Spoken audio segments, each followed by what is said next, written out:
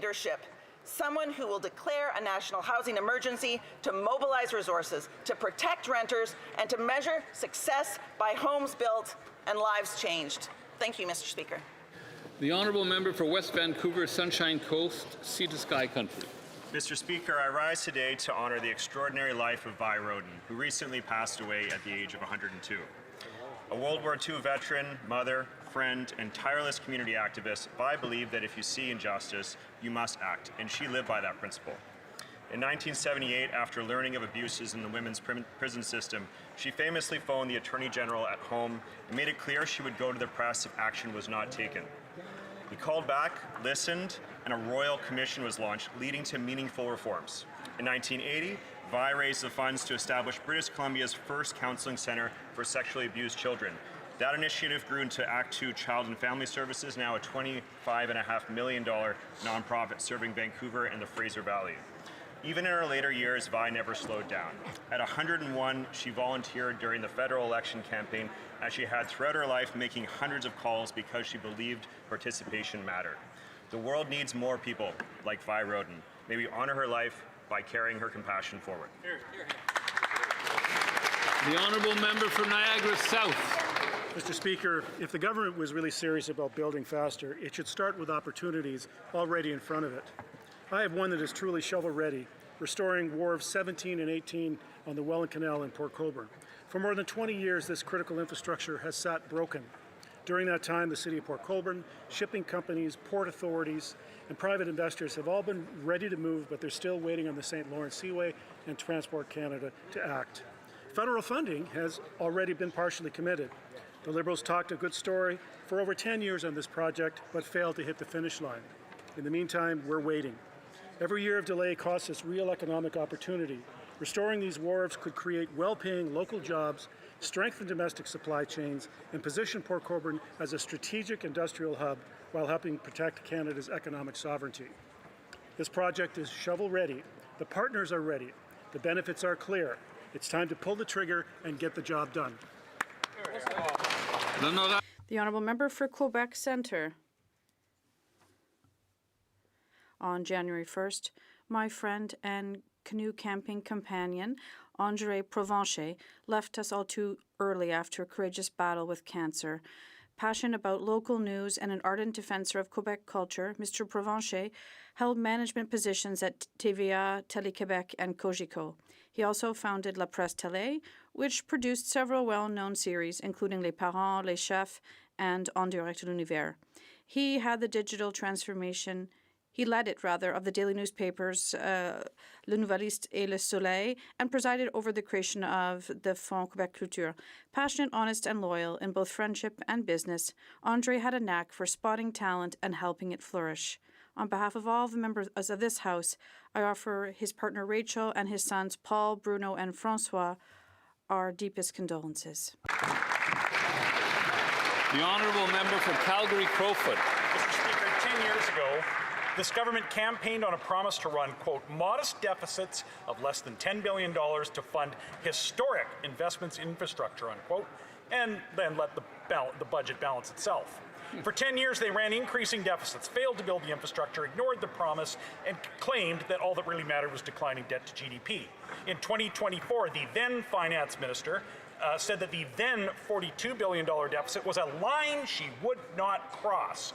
Then she crossed the line and resigned when the deficit hit $60 billion. Last year, the Prime Minister ran as the guy who would finally rein in spending, reduce debt to GDP, and build at speeds not seen in decades. Today, the deficit is $80 billion, debt to GDP is rising, and nothing is being built. Canada's economy is under attack, and Canadians need their government to succeed. But a strong, sovereign, self-reliant, fiscally sustainable Canada can't be built out of recycled, broken Liberal promises. The honourable member for Alfred Pellan. Mr. Speaker, with Parliament back in session, Canada faces a new reality. The challenges ahead are clear. A world marked by the breakdown of the international order and economic pressures affecting our families, workers, and businesses. In face of this change, our government is choosing to act and not react. We are strengthening Canada from within by supporting our businesses and securing our supply chains. We are building a more resilient economy focused on innovation, energy, and diversified trade partnerships. A strong economy is fundamental to our sovereignty, our security, and to our ability to defend our values in a more unstable world. In this new year, we invite all parliamentarians to work together constructively. Canadians expect us to be united and focused on the national interest. Thank you, Mr. Speaker. The honourable member for Oxford.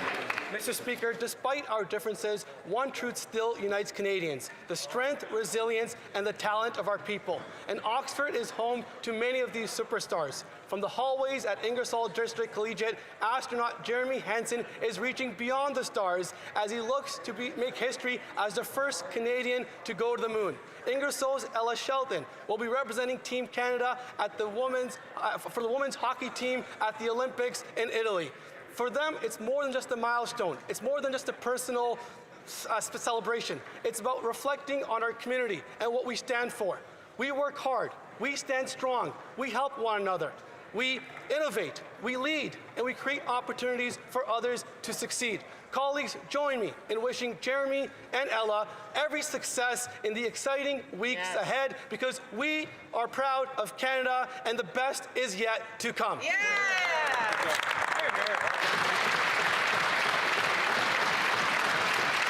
The honourable member for Toronto St. Paul's. Mr. Speaker, for many families across Canada, Alzheimer's is not an abstract illness. It's a daily reality, lived in small moments and carried by loved ones who show up with patience and care. January is Alzheimer's Awareness Month, a time to wear the forget-me-not as a symbol of hope, and a time to recognize the more than 750,000 Canadians living with dementia and the millions of family members and caregivers who walk alongside them every day. Alzheimer's affects far more than memory. It touches relationships, independence, and dignity. I want to praise the vital work of the Alzheimer's Societies across Canada who provide support, education, and advocacy for people living with dementia and those who care for them. As our population ages, this issue will touch more than families. That's why awareness, research, and compassionate care matter now more than ever. To everyone living with Alzheimer's and to the caregivers and advocates beside them, we see you, we value you, and we will keep working to support you. The honourable member for Wellington, Halton Hills North. Mr. Speaker, Beijing's foreign interference is the biggest threat to the security of Canada. That's what the Prime Minister told Canadians last spring. Less than a year later, the Prime Minister has entered into a so-called strategic partnership with Beijing, yet we still have no foreign influence transparency registry. When the bill was being debated, the government said it hoped to have the registry up and running in 12 months ahead of a federal election. 19 months and one election later, and still no registry. Another election could pass without the protection of a registry. One wonders if the government delayed the registry till now to avoid offending Beijing's leadership. And for the same reason, Liberal MPs were told recently to cut their trip short to Taiwan. Canadians deserve a government that treats foreign interference seriously as a threat to our national security. The government needs to implement the Foreign Influence Transparency Registry now. Hear, hear. The honourable member for Jonquière. Mr. Speaker, a great poet whose work is not recorded in any collection, but rather in our landscapes, has left us. Ari Dorian was a geographer, toponymist, professor, diplomat, and architect of the Quiet Revolution. As the first president of the Commission de Toponymie du Québec, he made our Quebec territory known and even named it. He chaired the Commission d'études sur l'intégrité du territoire du Québec, the first major effort to define our borders in detail, a task that remains unfinished to this day. Ari Dorian distinguished himself internationally as Quebec's delegate to Mexico, Russia, and Ukraine, as well as chair of the United Nations Group of Experts on Geographical Names. On behalf of the Bloc Québécois, I would like to offer my sincere condolences to his four daughters and his loved ones. His memory will live on throughout our vast territory. Thank you.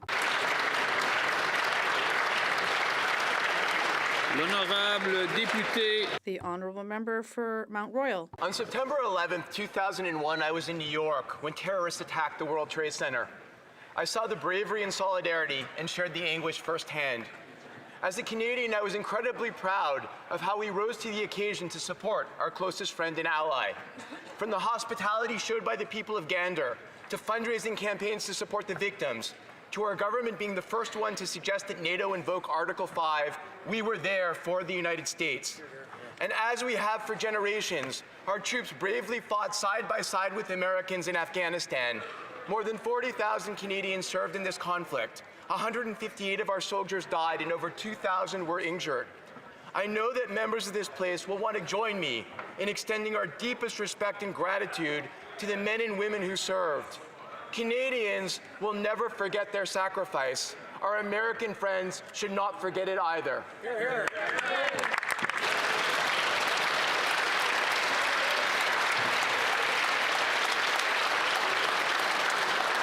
The honourable member for Calgary Centre. Hear, hear.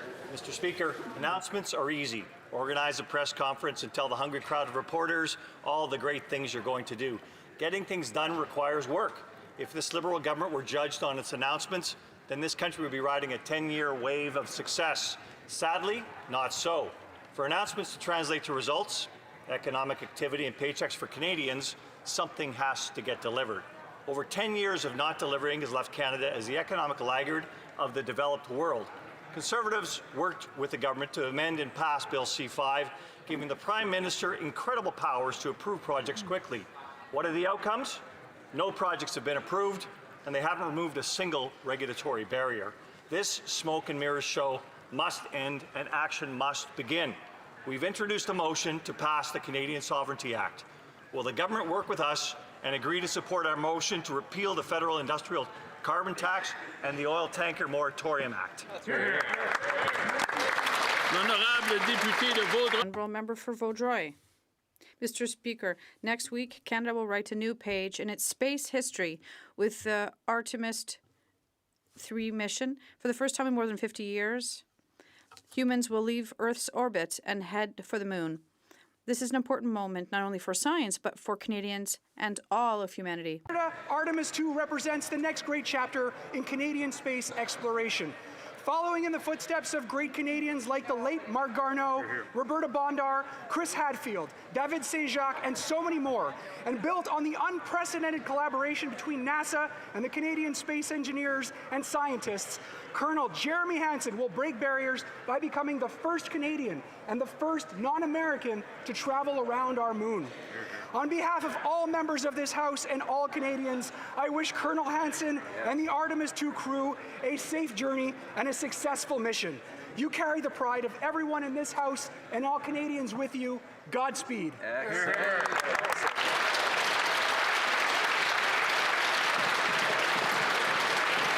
The honourable member for Swift Current Grasslands Kindersley. Mr. Speaker, Canada has the highest food price inflation in the G7. That's the Liberal record on full display for the whole world to see. But instead of fixing it, the Prime Minister raises taxes on fertilizer, manufacturing and transportation, all of which leads to higher food prices. Reversing Liberal policies that punish Canadian agriculture would be a good start. But we could also grow even more food here at home. Saskatchewan is already the breadbasket of the world, but there's still room for us to grow and expand the available farmland. Right now, there are shovel-ready irrigation projects waiting for approvals, like the ones around Lake Diefenbaker.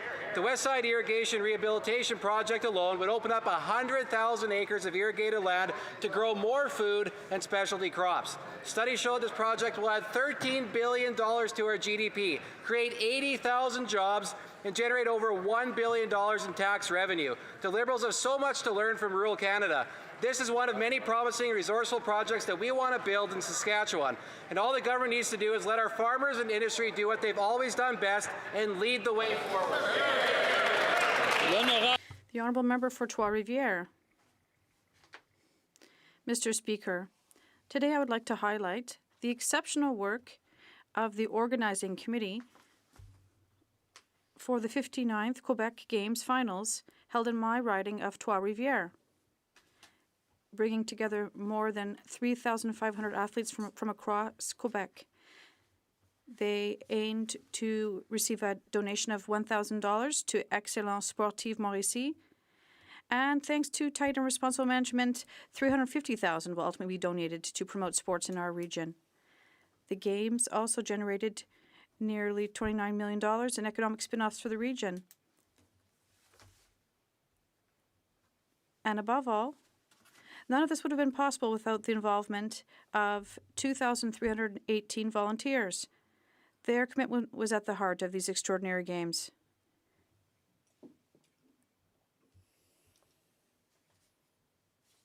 In conclusion, I would like to issue a challenge to Blainville, and I wish you success in organizing the next games. Supported the passage of Bill C-5, which gave the Prime Minister extraordinary authority to approve nation-building projects fast. The Prime Minister claimed that with these powers, the government would unleash our economic potential. He claimed that we would build at speeds not seen in generations. But sadly, the Prime Minister's promises are not reflected in reality. Canadians in the mining sector, the oil and gas sector, and others tell me that this Liberal government hasn't lifted a finger to make it easier to get permits and build projects. That's why Conservatives are calling for the passage of the Canada Sovereignty Act, which will remove barriers and cut red tape that is stopping these projects. We want the Prime Minister to live up to his promises. Conservatives are giving him the tools to get the job done. So why isn't he using it? The Prime Minister has no excuse. The time for fancy rhetoric is over. The time for action is now.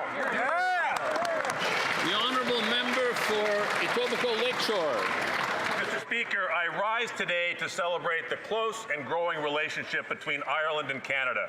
Today, the Irish Minister for Culture, Communications and Sport, Patrick O'Donovan, and our Minister of Canadian Identity and Culture launched Canada-Ireland 180. This initiative, planned for 2027, will commemorate the 180th anniversary of the Great Famine Migration in 1847, when over 100,000 Irish people landed on our shores. Irish Canadians have become a core part of Canada's history, national identity, and culture. This initiative will celebrate that shared heritage through events, art, screen, and sport. Nothing grabs the heart more than creative storytelling, so the collaboration between screen industries in both countries will be moving. Special mention to the Canadian industry, which has a strong presence in my riding of Etobicoke Lakeshore.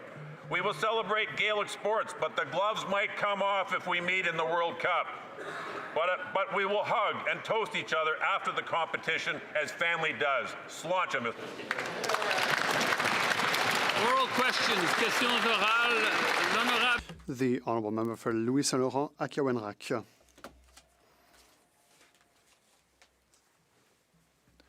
Mr. Speaker, the primary concern for all Canadian families is the cost of groceries, Mr. Speaker. Unfortunately, food inflation is hitting hard.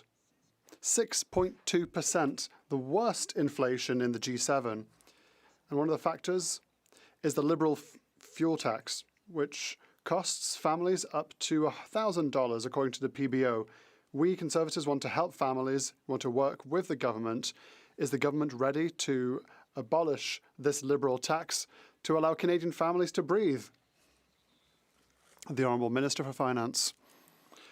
Mr. Speaker, I'd like to thank my colleague for his question. We know that the Conservatives are allergic to good news. But let me remind them what we announced on Monday.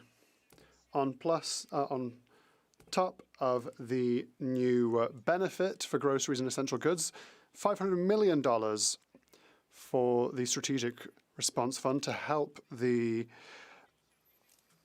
country's logistics. We want to be able to grow more in Canada, more funding for food banks, a national strategy for food, better labelling laws. I hope the Conservatives will help us and unite with us on this matter. The Honourable Member for Louis Saint Laurent.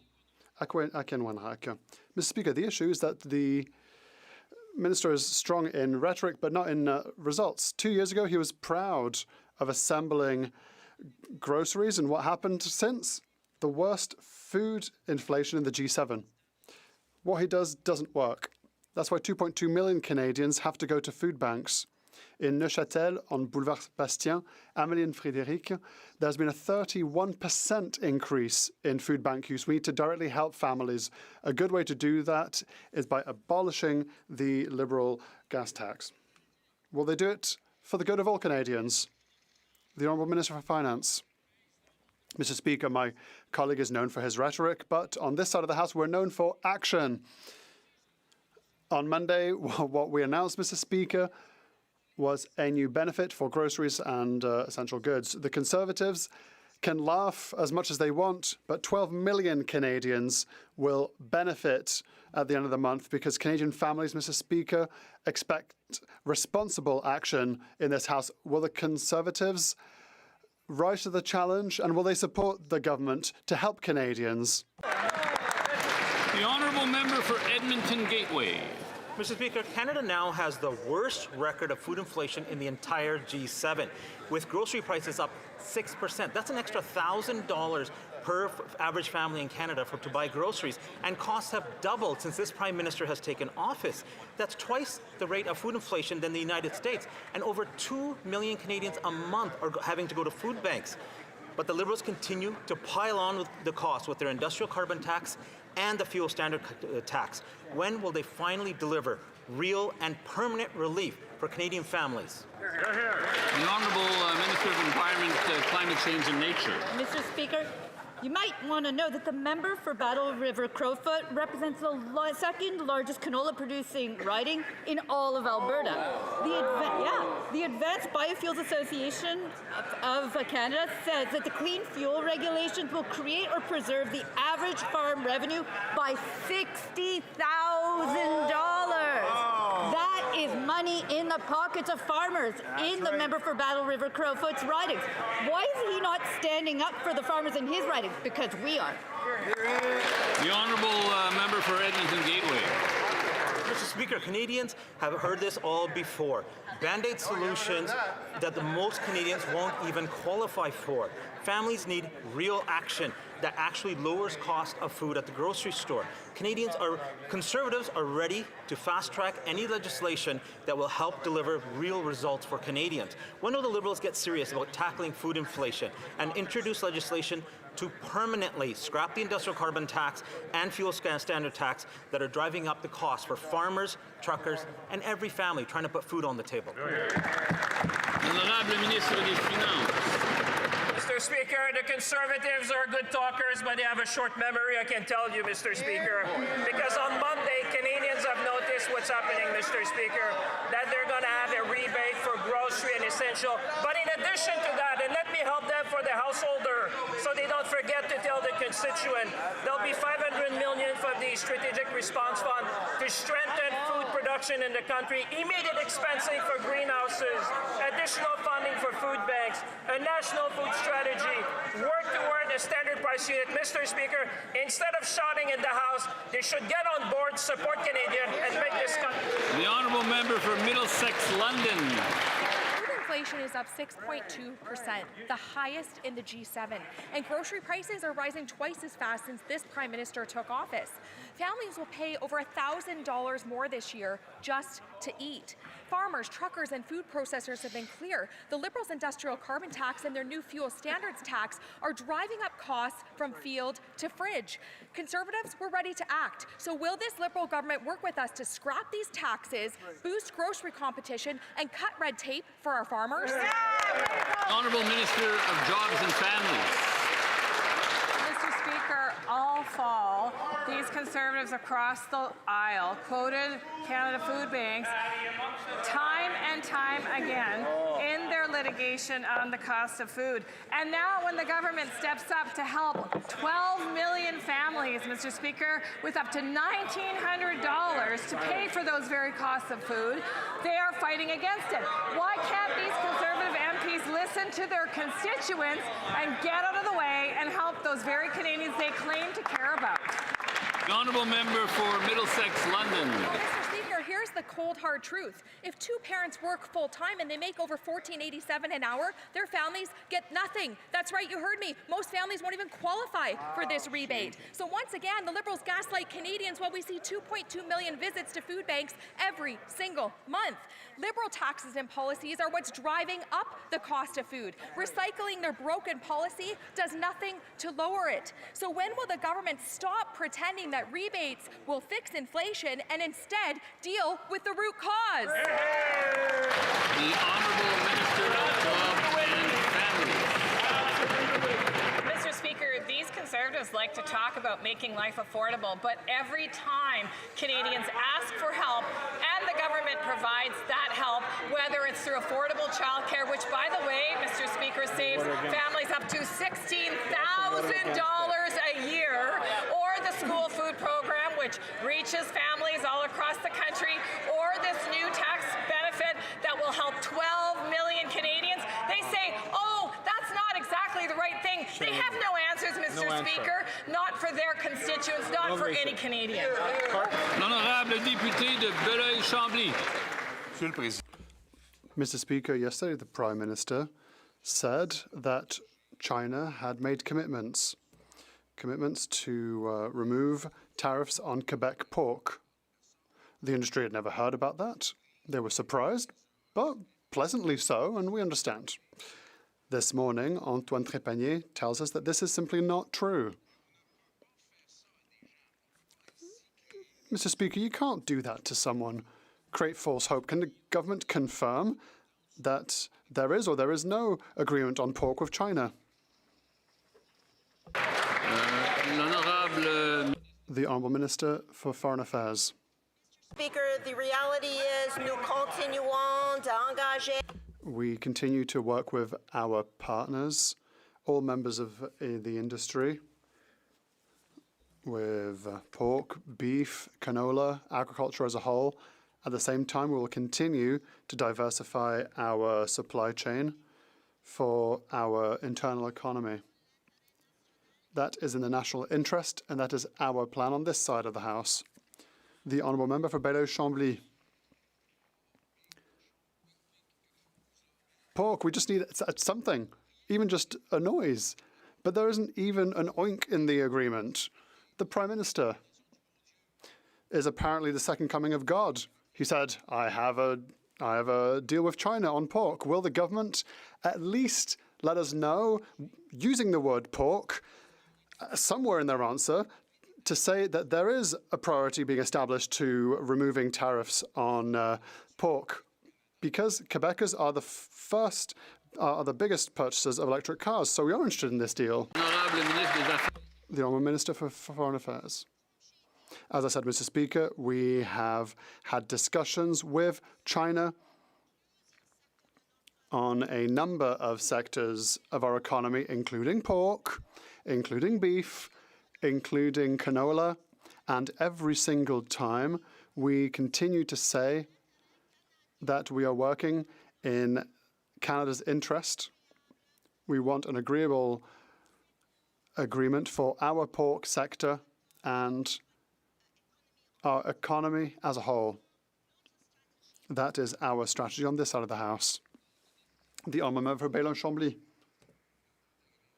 Well, an agreeable agreement is probably going to make the pigs very happy. In any case, the Prime Minister this morning, the Minister, spoke to Radio-Canada, saying that whilst we on the Bloc Québécois were fixated on history, they were fixated on the forests of Quebec. But up to now, what has the government done for Quebec forests apart from refusing the industry's proposal? Are they that bad in economy, as bad in economy as they are in Quebec's history? The Honourable Minister for Finance. Mr. Speaker, I can assure my colleague we are as good in the matter of economy than we are in the matter of history. And Mr. Speaker, what I can say is that we don't have to hear reminders from the Bloc Québécois. We are working with the forestry industry, and sometimes we don't remember something, but we have invested hundreds of millions to help the forestry industry, Mr. Speaker. People understand we have always been here for workers, we've always been here for the industry, and we'll always be here to defend the interest of Canada. Member for Newmarket Aurora. Mr. Speaker, there are critical statistics every member of Parliament must take seriously. We have 2.2 million visits at food banks every single month. Canada's food inflation is 6.2%, and that is double of the US. This year, it will cost $17,600 to feed a family. That is a national emergency we must take seriously, and Conservatives want to expedite a real solution. So we were asking, will this Liberal government immediately table legislation to cut taxes that punish those who bring food to our tables and boost competition in grocery chains? The Honourable Secretary of State for Sport. Thank you very much, Mr. Speaker. And to the member's question, not only do we take the statistics very seriously, we also take the recommendations of the organizations who are working to feed hungry Canadians extremely seriously. And the top recommendation for Food Banks Canada was to create a groceries and essentials benefit. Now, the Conservatives have a chance to support that motion and to vote in favor of this motion and help Canadians at the grocery store, Mr. Speaker. And we know, based on the research that's been done by independent agencies, that industrial carbon prices not only just have a negligible impact or zero impact, many of them actually help. So if the Conservatives want to help Canadians at the grocery store, they should vote in favor of the grocery and essentials benefit. Honourable member for Newmarket Aurora. Mr. Speaker, the reality is they have tried this before and it only has made matters worse. Canada is a country full of farms and fields, and yet we are known as the food inflation capital of the G7. Shameful. Food inflation has doubled since 2019. This is a homegrown crisis caused by high taxes on farmers, truckers, and food processors, lack of competition in grocery chains, and reckless inflationary spending. So I ask again, will this Liberal government immediately cut taxes that punish those who put food on our tables and boost competition in grocery chains? The Honourable Secretary of State. Thank you very much, Mr. Speaker. Farmers know that the #1 cause of food inflation in Canada and globally is climate change, Mr. Speaker. And when they're listing off the products that are most affected by climate change, they often list lettuce, which is impacted by climate change in California, coffee, which is imported to Canada. We don't grow coffee here, and beef, which is impacted by climate change, Mr. Speaker. The Conservatives can continue to bury their heads in the sand and pretend that climate change doesn't exist, Mr. Speaker, but we are working with farmers to increase the number of domestic producers, Mr. Speaker. We're working to build more greenhouses so that Canadians can buy more Canadian food. Thank you, Mr. Speaker. The Honourable Member for Haldimand Norfolk. While the Prime Minister spends his time with the world elites, life at home is getting harder for Canadians, including families in Haldimand Norfolk. The 2026 food price report is alarming. This year, it will cost $17,600 to feed a family of 4, which is $1,000 more than it cost last year. The Prime Minister's industrial carbon tax and food standards tax are driving up the food prices. Will he scrap the taxes and bring down the cost of food for Canadians? The Honourable Secretary of State for Seniors. The National Institute on Aging's 4th annual report was just released, and it commends the actions this government is taking. They agree with us, and their data shows that reducing expenditures in one area can result in an overall reduction in hardship as money is freed up for other household needs. And that is why organizations like Food Banks Canada agrees that the groceries and essentials benefit will make a real difference in the lives of Canadians, helping them to afford baby formula, helping them to afford lettuce, helping them to afford coffee and toilet paper. Mr. Speaker, I do not understand why the Conservatives want to be obstructionists about feeding 12 million Canadians. The Honourable Member for Haldimand Norfolk. Mr. Speaker, the facts are clear. Statistics Canada shows that food inflation is up 6.2%. That's the highest in the G7. I remember as a university student putting food back on the shelf because I couldn't afford it. And I am so blessed today. But even recently, I didn't buy a package of meat because it cost 4 times more than I paid for it last year. Imagine what average Canadians who are working 2 jobs are going through, sacrificing every single day just to get by. Will these Liberals give Canadians a break and cut the industrial carbon tax and the fuel standards tax? The Honourable Secretary of State. Like many of my constituents in Esquimalt-Saanich-Sooke, I grew up in a single-parent household. I had a single mother, a handicapped sister, and making ends meet was really challenging. Mr. Speaker, it's families like those that we have in mind, like the ones that I grew up in, like the ones that exist in my riding, in that member's riding. Those are the ones that we want to feed. And Food Banks Canada is supporting what we're doing. Again, I don't understand why the Conservatives are opposed to feeding families. The Honourable Member for Sarnia, Lambton, Bikidwanong. Mr. Speaker, food inflation is up 6.2%, the highest in the G7. A family pays now more than $17,000 a year for food, and 2.2 million people every month are lined up at food banks, thanks to the Liberals' industrial carbon tax and fuel standard tax adding up to about 17 cents a litre, hitting farmers, truckers, and food prices. Conservatives are ready to fast-track legislation to reverse these devastating impacts. Will the Liberals immediately introduce a bill to eliminate the industrial carbon tax, the fuel standards tax, to boost grocery competition and cut red tape for our farmers? The Honourable Minister for Women and Gender Equality. Mr. Speaker, while the members opposite minimize our affordability plan, let's take an example of a young family of 4 this year. With supports like the Canada Groceries and Essentials Benefit, the Canada Child Benefit, affordable childcare, dental care, the National School Food Program, and the fact that we cut taxes for millions of Canadians, this family will save over $50,000 a year, Mr. Speaker. This is real affordability. So while the members opposite continue to obstruct Parliament, we're going to stand up for Canadians. Good job. Member for Sarnia, Lambton, Bikidwanong. Mr. Speaker, these Liberals take thousands of dollars from Canadians. They return a pittance. Canadians are not fooled. Food prices in Canada are rising twice as fast as in the U.S. and twice as fast since the Prime Minister took office. Grocery prices are up 5%, and his response to the cost of living crisis is to tell Canadians to sacrifice more. But Canadians have sacrificed enough. With the ever-increasing costs to eat and heat, there's little left for Canadians to give up. When will the government finally stop asking families to sacrifice and commit to legislation today to make life affordable for hardworking Canadians? Honourable Minister. Mr. Speaker, I don't understand how the Conservatives can look their constituents in the eye when all they do in this House is obstruct what we're doing and the progress that we're making. We cut taxes for 22 million Canadians.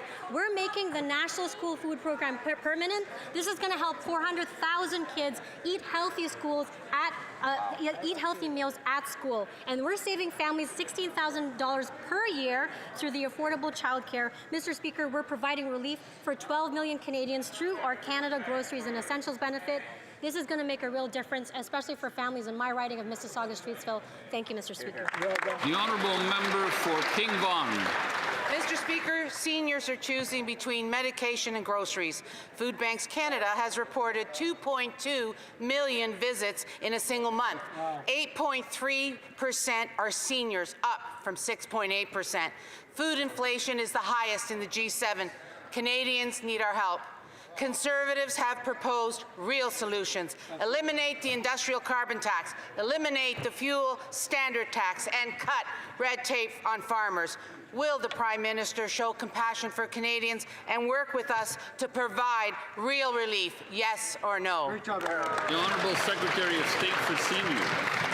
Unlike the Conservatives, our actions are compassionate. Our actions show compassion for seniors. We increased OAS for seniors over 75 when they wanted to bring it down to below 65. We have protected OAS, ensuring that it's indexed to inflation, and we just guaranteed that low-income seniors will get the help that they need to fight rising food costs, something that we cannot control. But what we can control is helping families afford the food that they need with the Groceries and Essentials Benefit. This will buy up to $950 more food for a single low-income senior. The Honourable Member for Shefford. Mr. Speaker, there are new retirees who have not received their old age pensions for 9 months because of problems with the new Quebec software. And yet yesterday, what did Liberals have to say to these people? Their leader replied that software problems just happen from time to time. He replied that it was a fear-mongering campaign. The Liberals were made aware of this problem in June by their own officials. And clearly, with answers like that, we understand that they have done absolutely nothing. When are they finally going to kick into gear? Honourable Minister of Jobs and Families. Merci, Monsieur le Président. Thank you, Mr. Speaker. My department is processing payments towards a better system. Delays have affected 0.2% of requests. The department is committed to dispersing the monies rapidly and efficiently. We are working tooth and nail to reduce these problems. If someone has issues accessing their old age security, we encourage them to contact Service Canada. The Honourable Member for Shefford. Mr. Speaker, if everything were fine, as the government leader said, we wouldn't have seniors who haven't received their pensions since last spring. We wouldn't have seniors who are receiving the wrong amounts and who are going to have their future benefits cut. This isn't fear-mongering, Mr. Speaker. These are real people with real warnings that the new system is causing them problems. And when the government causes problems, its job is to find solutions to these problems, not to say, well, these things happen. So when will the government finally take seniors' problems seriously? The Honourable Leader of the Government in the House. Of course, we take the situation eminently seriously, giving benefits to those who must receive them, and the government has modernised its system, which is good news. Its software, which was obsolete, that now allows seniors to access the system online, and a better system. Some people have been affected. That's too many, of course, but we ask these people to contact Service Canada, where we will solve the problem. Honourable Member for Parry Sound, Muskoka. Mr. Speaker, between 2011 and 2021, home ownership among 30 to 34-year-olds fell from 60% to 52%. From 2019 to 2024, for every 100 adults added to the Canadian population, only 12 homes intended for ownership were built. That is less than half the rate of the earlier decades. So my question is, how does the Prime Minister expect young Canadians to ever buy their first home when his government keeps using the same old policies that haven't worked for the last 10 years? Housing and infrastructure.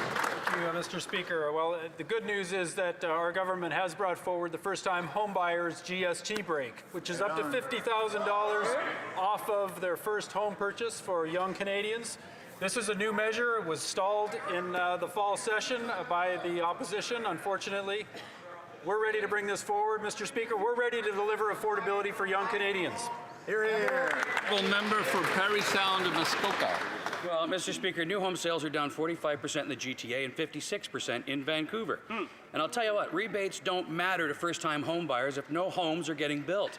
Nearly half of young Canadians are now considering leaving their home communities because they cannot afford to stay. So when will the minister listen to all the experts, the builders, the developers, the Conservatives, and remove the HST on all new homes under $1.3 million so that we can get builders building homes again? Hear, hear. Honourable Minister. Thank you, Mr. Speaker. Well, it starts with first-time home buyers and not obstructing bills that will deliver relief and affordability for young Canadians. That's number one. Number two, we have record annual construction in Calgary, in Montreal, in Edmonton, in Ottawa. We have housing starts that were solid last year, the 5th best year in Canadian history. We will continue to build on that work with Build Canada Homes, which we expect the opposition's support on. That's right. Honourable Member for York Durham. It's a new year, Mr. Speaker, but it's the same old story for Canadians trying to buy a home. They can't. The Missing Middle Initiative reported this week that while the vast majority of Gen Z and millennials want to buy a home, only about half can realize that goal. Home ownership for them has decreased from 60% to 52%. Their ambition to buy a home has turned into uncertainty, and that uncertainty has turned into defeat. Missing Middle proposed 10 solutions. Not one of them was the government's plan for another bureaucracy to build non-market homes. So why is the government's plan so different from what sensible experts are recommending? Honourable Minister of Housing and Infrastructure. Thank you, Mr. Speaker. The good news is that we have Build Canada Homes starting up. one-stop shop for affordable housing and delivering housing for young Canadians in particular. Mr. Speaker, the opposition can support affordable housing. They've never done it before, but they can start now. They can start helping this government deliver affordability, whether that's new homes through Build Canada Homes, or it's bringing down rents, which we're seeing rents drop across Canada for 30 straight months. Thank you, Mr. Speaker. Honourable member for Langley Township, Fraser Heights. The Prime Minister is not keeping his promise to young Canadians to help them buy their first home. In fact, according to the Missing Middle report, things are going in the wrong direction. Homeownership among 30-year-olds is at an all-time low. Less than half think they're ever going to own their own home, and housing starts aren't even keeping up with population growth. So here's an idea. We're feeling generous.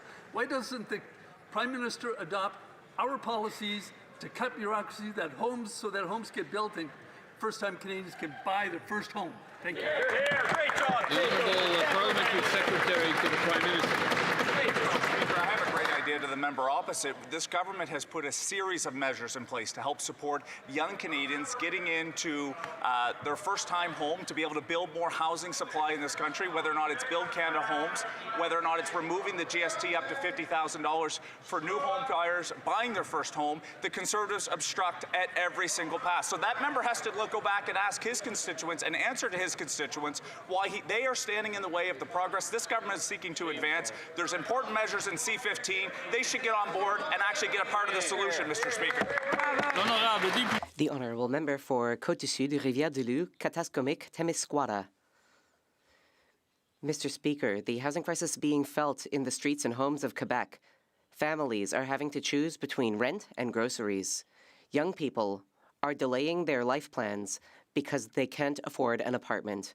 According to a Léger poll, 1 in 5 Quebec tenants struggled to pay rent last year. In Montreal, that figure is 1 in 4. This is not acceptable. After 10 years of this Liberal government, when will Quebecers have access to a truly affordable housing? The Honourable Parliamentary Secretary to the Prime Minister. Mr. Speaker, over $1,800 will go to a family of 4 through our new Canada Groceries and Essentials benefit. This money will help families. It will help households make ends meet. We know the statistics. They are true. 1 in 5 households is having trouble with rent. This is why I am wondering, why are Conservatives blocking the work of Build Canada Homes? Why are they holding up our new Canada Groceries and Essentials benefit? Member for Fleetwood, Port Hills. Mr. Speaker, communities across Canada want to feel safe in their neighborhood and confident their government is taking action to prevent crime, especially given the rise of extortion in BC Lower Mainland. Can the Minister update this House on measures our government is taking to counter extortion, support law enforcement, and ensure our communities feel safe? Honourable Minister for Public Safety. Mr. Speaker, the rise in extortion in Surrey and the Lower Mainland is unacceptable, and I extend my support to the victims of extortion everywhere. This morning, I met with Premier Eby, and we committed to deploying up to 20 RCMP members to support law enforcement efforts. Mr. Speaker, we deployed 2 helicopters in the Surrey area, and in November, we announced $4 million in federal funding to bolster Surrey Police's efforts to tackle extortion threats. There are bills before this House, Mr. Speaker, that the opposition can support right now, like lawful access, to help us combat extortion in Canada. The Honourable Member for Dufferin-Caledon. For almost a year, Canada has endured an unprovoked economic attack by the United States and President Trump.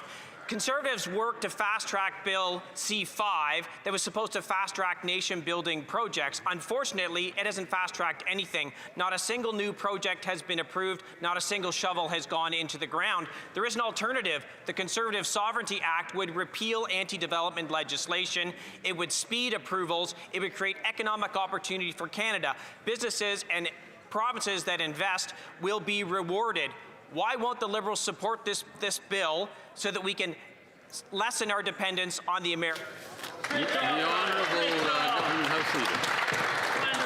Well, Mr. Speaker, it's good to see Conservatives finally coming around to the Liberal plan, which is precisely that, to diversify trade markets, to build our country up with Canadian steel, Canadian aluminum, Canadian ingenuity, Canadian know-how, and Canadian union men and women building our country together. The Conservatives' proposals were tested, had the ultimate test, a general election, Mr. Speaker. It didn't work, it didn't go so well. Canadians voted for the Prime Minister's plan to build Canada strong. That's what we're going to keep doing, Mr. Speaker. The Honourable Member for Dufferin-Caledon. Mr. Speaker, what they promised in the election was that they were going to fast-track nation-building projects, and that's one of the reasons why Canadians voted for them. But unfortunately, they haven't actually fast-tracked anything. Not a single new nation-building project has been approved. Not a single shovel has gone in the ground for any of those projects. Bingo. We need a new approach. That's why the Canadian Sovereignty Act needs to be implemented. It will tear down the barriers to building these projects. It will create new economic opportunity and create thousands of good-paying jobs. I mean, they've stolen almost every single one of our policies. Why don't they steal this one for the benefit of Canadians? The Honourable Government House Leader. Mr. Speaker, we have nation-building projects going on right across this country. I would refer the member to his own province of Ontario, where we are in major developments in the nuclear sector, where we'll be developing the Crawford nickel mine, where we are going to build, Mr. Speaker, the North America's very first high-speed rail network from Quebec City to Toronto. We are going to build in British Columbia, whether it's LNG or whether it's the Northwest Corridor or Silicums, Mr. Speaker. We are building this country. We're building it big. We're building it strong. The Honourable Member for Ponoka-Didsbury. This Liberal Prime Minister has broken his promise to Canadians. He said he would build Canada strong, but in 8 months he hasn't approved a single new project. Instead, he's closing down agriculture research stations and firing scientists, including at the 120-year-old station in Lacombe. Conservatives introduced a motion this week to pass the Canadian Sovereignty Act. Will these Liberals vote for our legislation to repeal Liberal laws that block development, reward investment in Canada, protect Canadian innovation, or will they continue selling Canada out with their New World Order agenda? The Honourable Secretary of State for Labour. The Conservatives' ideas were tested in the election, and guess what? They lost, Mr. Speaker. And you know what? We're focused on something that's very clear, something that Canadians want. They want us to build this country. They want us to grow the economy, and that's exactly what we're doing, Mr. Speaker. We're going to build the largest infrastructure investment in Canadian history, with major projects across this country, building affordable homes for Canadians, using Canadian steel, Canadian lumber, and Canadian skilled trades, Canadian student workers, Mr. Speaker. We're diversifying our trade. We're expanding to new markets, investing in innovation. We're going to create the... The Honourable Member for Ponoka-Didsbury. Mr. Speaker, Liberals never let solutions get in the way of their ideology. While this jet-setting Prime Minister travels the world to glad hand and talk about his New World Order, food prices are up and families are struggling to put food on the table. In the meantime, this government is closing the very agricultural research centres that allow Canadian farms and agribusinesses to be so innovative. When will the Liberals finally understand that when we learn more, grow more, build more, and export more, incomes go up and life becomes more affordable for Canadians? The Honourable Minister of Agriculture and Agri-Food. Thank you, Mr. Speaker. Look, Mr. Speaker, we know this is going to be a difficult time for some, but this was the mandate that Canadians elected us for, Mr. Speaker. Yes. Streamlining research, collaboration with academia and private sector, prioritizing high-impact areas, reducing duplication and aligning project with needs of farmers and ranchers across this country, Mr. Speaker. We're going to work with our stakeholders, Mr. Speaker, and move this industry and sector forward that has been neglected for over 20 years. Thank you, Mr. Speaker. The Honourable Member for Elmwood-Transcona. Mr. Speaker, Canadians expect us to work together to improve their lives. In that spirit, we worked with the Liberals to pass Bill C-5, giving the Prime Minister sweeping powers to get projects built faster. Despite the press releases and photo ops, nothing has been built. When we build, Canadians get jobs, our economy grows, and life becomes more affordable. We have put forward a bill that repeals regulations that block development, rewards provinces who build, and protects Canadian innovation. Will the government work with us and pass the Canadian Sovereignty Act? The Honourable Secretary of State for Financial Institutions. Thank you, Mr. Speaker. Mr. Speaker, that's their platform, not ours. On this side of the House, Mr. Speaker, we're focused on building one strong Canadian economy. Just Monday, Mr. Speaker, our Prime Minister announced a groceries and essentials benefit, putting $1,900 in the pockets of working families. On this side of the House, Mr. Speaker, we're going to continue to build Canada strong. We're going to continue to focus on our economy. They're focused on obstruction. Thank you, Mr. Speaker. Yes, well said. The Honourable Member for Terra Nova, the Peninsula. Mr. Speaker, when Canada builds more and exports more, incomes rise, our dollar gets stronger, and life becomes more affordable. One of the first things I voted for was to give these Liberals extensive powers to approve projects at speeds never seen before. But despite all those Liberal slogans, they have not removed any barriers. Not a single new project has been approved. When will this Liberal government work with Conservatives to build a country that all of us will be proud of and approve the Canadian Sovereignty Act to have an independent economy? The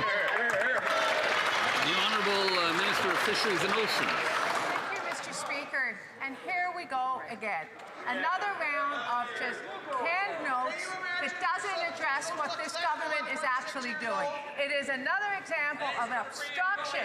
I hear from this member's constituents. They support what government is doing. Building this country, investing in provinces, investing in rural communities, which this member represents. Stop the nonsense. Let's get to work. Canadians expect it. Newfoundlanders and Labradorians expect it. The Honourable Member for Calgary Signal Hill. Mr. Speaker, Conservatives voted for Bill C-5, but the Prime Minister's Major Projects Office has not approved any new projects. Worse, the Liberal mountain of anti-development laws is still in place. Mr. Speaker, when we build more and give Canadians jobs and opportunities, incomes and prosperity go up. Prime Minister, will your Liberal government support the Canadian Sovereignty Act to unleash development, protect Canadian innovation, and reward Canadians for building our country? The Honourable Parliamentary Secretary to the Minister of Natural Resources. Well, Mr. Speaker, what can we say about this motion? It's a few things we're already doing, a few things Canadians rejected. Feels like the Leader of the Opposition found it in a jacket he hasn't worn in a while. It's time for some new ideas on this side. We've got some like the MOU with Alberta. It's an exciting time to be in Alberta. We're getting things built, and we invite the members opposite to get on board. The Honourable Member for Kapuskasing, Timmins, Mushkegowuk. Mr. Speaker, Northern Ontarians keep asking me, when will we finally unlock our economic potential? I reply, when this government finally decides to cut regulations. The Canadian Sovereignty Act is a chance to do exactly that. Repeal needless barriers. In Northern Ontario, economic sovereignty leads to affordability. When we grow our industries in mining, sawmills, pulp mills, agriculture and manufacture, income rise, affordability dies. I ask this government, will they work with us and deliver results for Canadians? The Honourable Minister of Jobs and Families. Speaker, thank you to the Member of Parliament for advocacy for Northern Ontario, a topic I'm always happy to get up and talk about. As the member knows, we've been there for Northern Ontario in many difficult and challenging situations, most recently working with Cap Paper to support that mill as they reorient their product to product that will be sellable across the world. Mr. Speaker, we'll be there for Northern Ontario, whether it's through the capacity of FedNor or direct supports to the lumber industry or supports for critical mining. The Northern Ontario knows they have a strong partner in the federal government. The Honourable Member for Chicoutimi-Le-Fjord. Mr. Speaker, the Liberals told us that they wanted to fast-track the construction of major projects. That is why we voted for Bill C-5. And yet today, absolutely nothing has changed. No barrier has been lifted. Bureaucracy is still stifling, and permitting still takes far too long. That is why Conservatives have proposed the Canadian Sovereignty Act, so that we can get more exported and get more built. Will the government vote in favor of our motion, or will it continue to hold back the economy? The Honourable Government House Leader, Mr. Speaker. These ideas were put to the test last year during a general election. During that election, the Prime Minister's plan to build Canada and build Canada strong won the day. The approach proposed by the member opposite was rejected, which I assume is news to them. I would like to reiterate for my honourable colleague that the Port of Saguenay is one project that we announced, as well as the Contrecoeur Port, which will be a major boon to Quebec's logistics and supply chains. The Honourable Member for Beauport-Limoilou. Mr. Speaker, January 17th was a historic moment for Canada. The Canadian government announced the launch of the Assault-Style Firearms Compensation Program in Montreal alongside representatives of the Quebec government. Quebec has a special role in Canada's public safety landscape due to, among other things, our history, our collective sensitivities, and our provincial legislative frameworks. Could the Secretary of State for Nature explain how Quebec-Ottawa partnership is essential for the success of both this program and our shared goals? The Honourable Secretary of State for Nature. Thank you, Mr. Speaker. I would like to thank my colleague for his question, which has to do with an issue very important to Quebecers and also to all Canadians. Canadians want this program to work. They want it to work well, and they want assault-style firearms off our streets. What will the Quebec Agreement do? It will allow Quebec to provide the assistance of the Sûreté du Québec to this program. And I would like to thank hunters and firearm owners across Canada who have signed up to the program so that these guns could be taken off our streets. The Prime Minister wants to talk about the gap between rhetoric and reality. Well, last week, reality came in the form of 2 police cars in my driveway investigating a report of shots fired on my street. My neighbours are wondering if we're now in the line of fire of some extortionist. Wow. Surrey's Mayor Brenda Locke is asking this government to declare a state of emergency. Conservatives are asking, will this government stop with the rhetoric, restore mandatory minimums, and repeal their catch and release laws so criminals feel the consequences? Here. The Honourable Secretary of State for Combating Crime. Mr. Speaker, the Conservatives need to decide whether they're going to help us stop extortions or whether they're going to obstruct us giving law enforcement the tools they need in order to prevent these crimes from happening. That's right. Mr. Speaker, right now it takes about 6 months for police agencies to connect a phone number to an IP address or to a person, to a criminal, Mr. Speaker. But these Conservatives are against supporting our lawful access measures, which would give law enforcement these exact tools. Which side are they on, Mr. Speaker? I hope they vote with us when we put this bill to Parliament. The Honourable Member for Vaughan Woodbridge. York Region Police recently arrested a man accused of extorting a Vaughan resident for 7 years through threats and violence. Extortion is not a talking point. It's impacting real Canadians. Now Liberals are spreading falsehoods. Let's look at bail reform. The Liberals tabled bail changes October 23rd. We agreed to send the bill to committee on November 18th, and until yesterday, they sidelined public safety to attack freedom of expression. So, will the Liberal government stop their obstruction and work with Conservatives to restore mandatory minimums for extortion and repeal catch and release laws Bill C5 and C75? Honourable Secretary of State for Combating Crime. Mr. Speaker, we are talking about catching these criminals. In order to catch these criminals, the police need the tools to do so. They need to be able to connect IP addresses and phone numbers to the criminals, which the Conservatives are obstructing and stopping from passing in this House. We brought lawful access measures, Mr. Speaker, to this Parliament in June, yet they've been obstructing those measures all along. Whose side are they on? Will they help our law enforcement and police officers with catching these criminals, Mr. Speaker. The honourable member for Elgin, St. Thomas, London South. Thank you, Mr. Speaker. The Federal Court of Appeal has once again affirmed that this Liberal government broke the most supreme law in this country, the Constitution, the Charter of Rights and Freedoms, when it wrongly used the Emergencies Act, and also that it violated the Charter rights of Canadians by freezing the bank accounts of political protesters and limiting the legal right to protest. If this truly is a new government, will they say to Canadians right now that they will accept this ruling, uphold the civil liberties of Canadians, and not appeal this to the Supreme Court? The Honourable Government House Leader.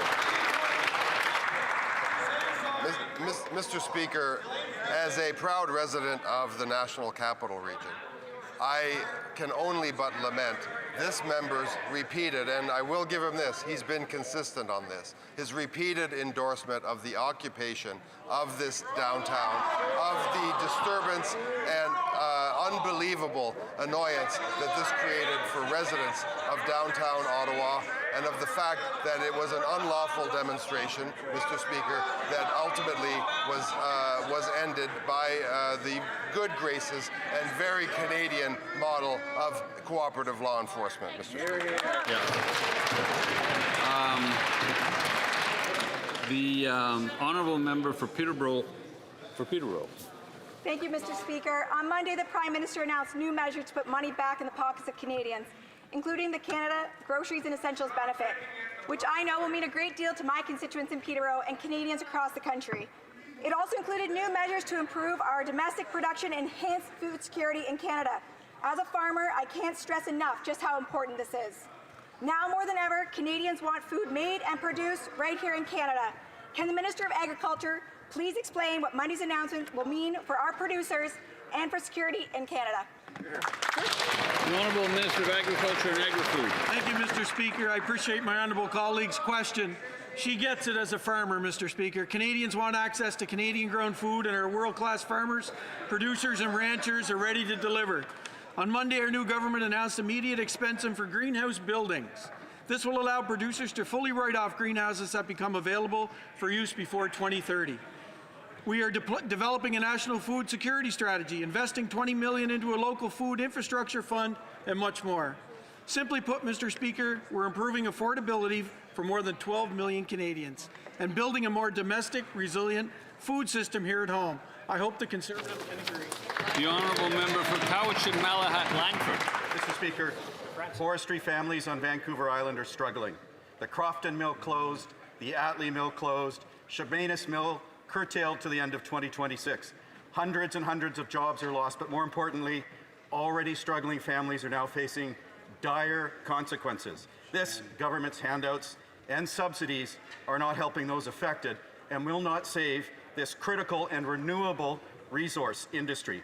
When will the Prime Minister deliver on his promised softwood lumber trade deal? The Honourable Parliamentary Secretary to the Minister of Natural Resources. The closure of a mill is a difficult news, whether it's on Vancouver Island or all across the country. It's a difficult news for workers, their family, and the community.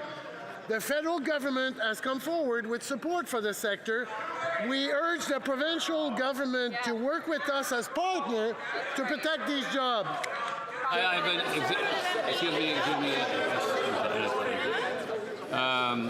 I've been putting up with a lot of loud noise coming from my left, but I had to call it out now because I'm having trouble hearing the honourable member. So the honourable member from the top, please.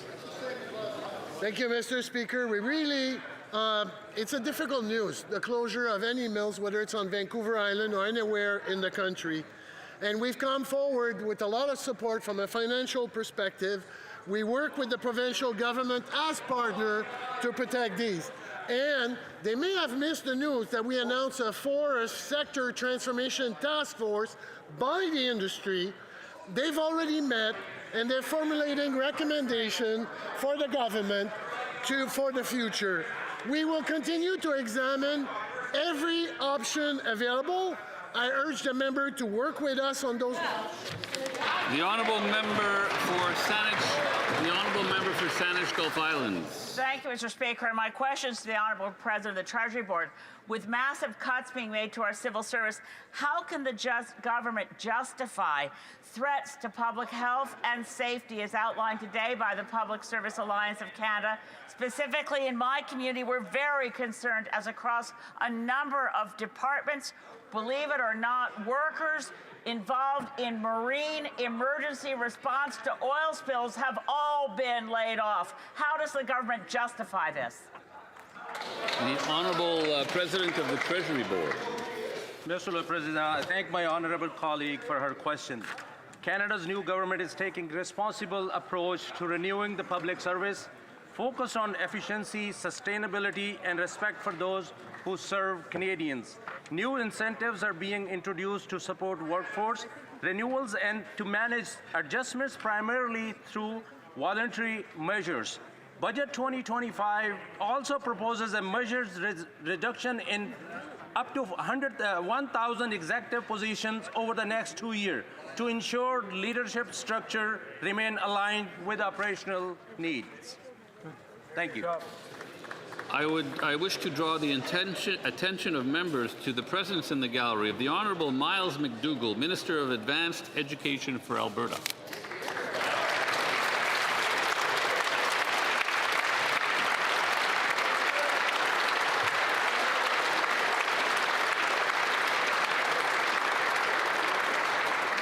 I believe the member for Kamloops, Thompson-Nicola, has a point of order. Just gonna wait till it calms down. Yeah, okay. Mr. Speaker, there have been discussions among the parties, and if you seek it, I believe you will find. I'm going to start again, Mr. Speaker.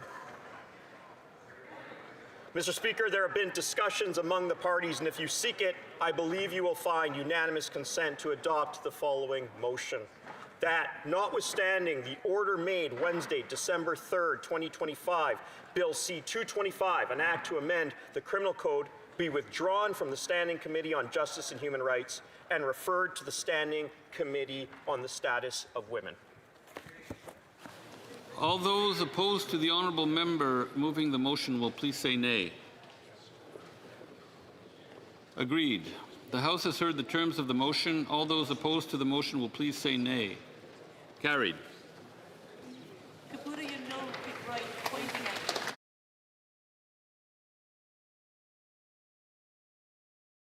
3:15, the House will now proceed to the taking of the deferred recorded division on the motion of Mrs. Stubbs relating to the business of supply. Convoquer les députés. Call in the members.